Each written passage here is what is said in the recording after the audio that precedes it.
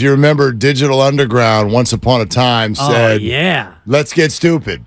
And I really think this was one of those moments. I was telling you earlier, I feel like this Bosa negotiation was a little bit like a vacation. Vacations are not smart. They're not good for your bank account, but we do them. Why? Because they're good for your family right now. And you will take the financial hit because it is something you need for now, for your mentals, for your relationships, for your calm, for your stress relief, all of those things. I look at this a little bit like that. Like, you come back from vacation, you're in salary cap hell. Exactly. And you're a cap casualty. You know what? I was just on the app, and you're right. I am. But let's find out from our buddy David Lombardi, The Athletic, if that's where the Niners are. David, I've seen you use that phrase on social media a few times. Niners need to do this deal in a way that keeps them out of cap hell. Did they? We don't know yet. We're still waiting here for the details of the deal. Well, the only clues that we have are that they agreed to this on Wednesday. And I know this regime, right? I know the history of the deals that they've struck with players. And, I mean, it is phenomenal. They have now struck 7 position record deals, 7 different position record contracts since Kyle Shanahan and John Lynch took over. I don't have a way to cross-check that against other regimes in NFL history, but I have an inkling that it's a record.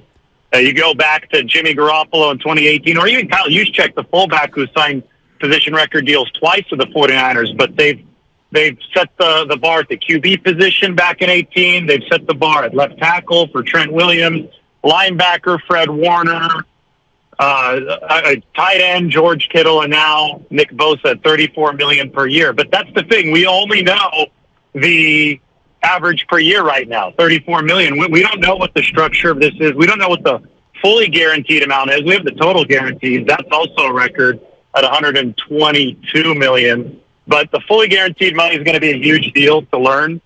And then the structure is going to be a huge deal to learn. You know, how many dollars of this are going on the 2024 books, because that's when it's really crowded for the 49ers. I do know that they just opened up $22 million more in 2023 by restructuring Trent Williams and I believe George Kittle. And all of this tells me that Jed York is willing to open up the pocketbook. Cash is king. If you are willing to pay players guaranteed money in the form of signing or guaranteed option bonuses, by salary cap rules, that money spreads out over several seasons like an accordion instead of just one.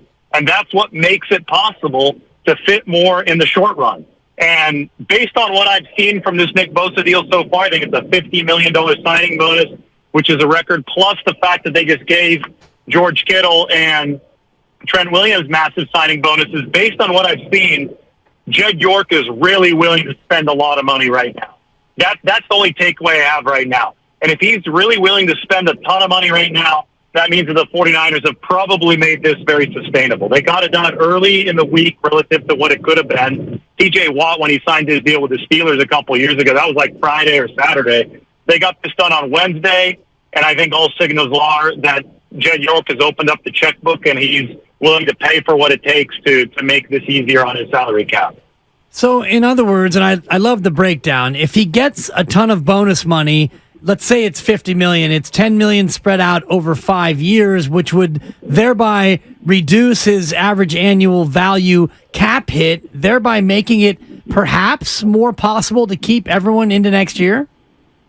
Yeah, absolutely. That's how you do it. You have to be willing to pay. Cash is king in the NFL. Now, there are certain limits to it. You know, obviously, if the cap is the cap. It's a hard salary cap. So at some point, the math stops mathing, and you can't fit everything under the cap. The Rams found out the hard way this past year. They had to start cutting people. But the 49ers believe that they are still in a sustainable position for 2024, even despite having all of these massive contracts on this team, because they believe they have enough cash on hand and they have the whole setup in such a way that they'll be able to restructure enough deals, and they have enough room to make these restructures to make it work. I liken it to a sink that's filling up with water. The salary cap is the sink, you're going to have expenditures like this Nick Bosa contract pouring in, but you're going to also have expenditures going out of the drain at the bottom. Your drain can't get too clogged. The Rams' drain got too clogged last year, right? And they weren't, they couldn't have enough expenditures keeping out of the bottom, so they essentially had the sink overflow. David Lombardi. Go ahead. Sorry, you broke up there for a second. Continue. Yes, please. The 49ers believe they're still in sustainable position with the sink right now. They believe that they could still have water pouring in, but they have enough of an outlet of the water coming out the other end so that they can keep the sink at a good spot. Okay, let's talk about that because it's sort of a subject for another day, but at the same time, I know it matters to people. And while you don't have the details yet, David, I wonder what your reaction is to this and how it may affect specifically Brandon Ayuk. How it might impact Brandon Ayuk? Well, here's the 49ers' overall philosophy, and they've followed this. They followed it really well here over several seasons. They want to acquire players who are either A-listers right now or who they can develop into A-listers. Then they decide to pay those A-listers. If somebody has proven to be an A-lister, Nick Bosa has obviously proven to be an A-lister, the 49ers will pay them, especially if they drafted them.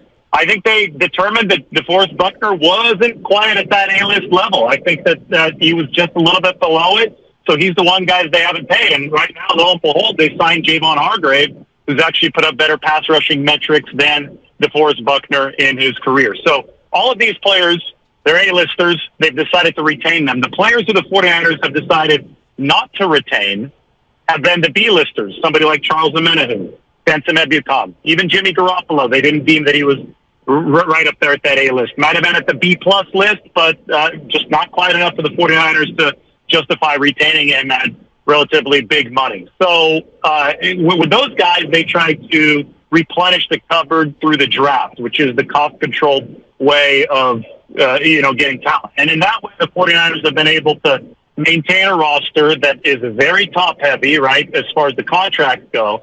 But it's still good and deep throughout because the draft picks that they all have, all these mid-rounders that are performing well, have been able to fill out the margins of the roster at an affordable price. That's how you afford the more expensive guys. Now, every single season here, the cap is projected to increase, to go up, which theoretically means you can add another A-lister into the fold.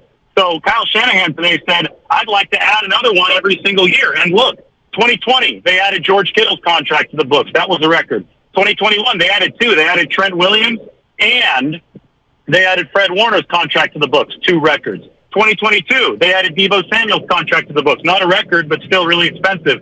2023, Nick Bosa, new record. 2024, another big deal for Brandon Ayuk. Is he going to be the 2024 flag carrier? I think the 49ers want that to happen, but he's got to prove it on the field first. He has to unequivocally establish himself as an A-lister on the field this year, and if he does that, the 49ers track record tells us that they will take care of him. It's as simple as that. He has to deliver here in 2023. They'll take care of him in 2024. David Lombardi from The Athletic here on 95.7 The Game. Is there a point when you look at the salary cap and all of these contracts, and you talked about the sink filling up, is there a point down the road where you feel like the drain plug will be clogged and the sink will overflow with all of these contracts being on the books? No, because if the 49ers continue managing their money right, and again, I'm assuming that they like the structure of this Bosa deal.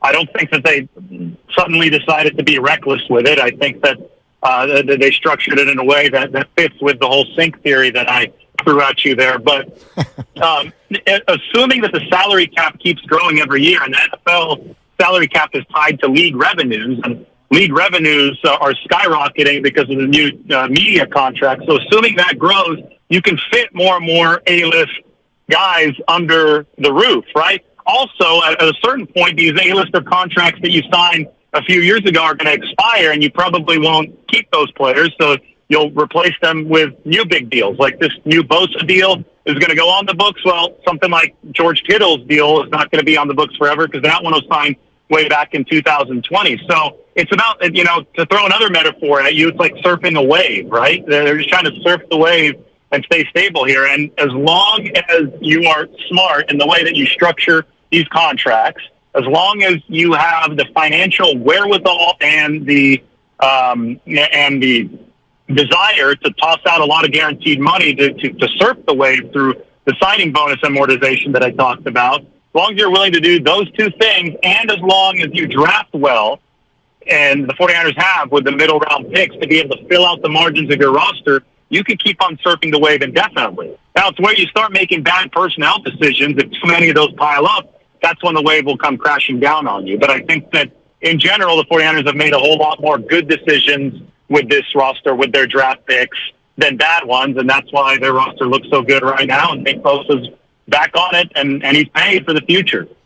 David, you were there today. Can you share with our listeners what it felt like and what it looked like when word spread throughout the facility?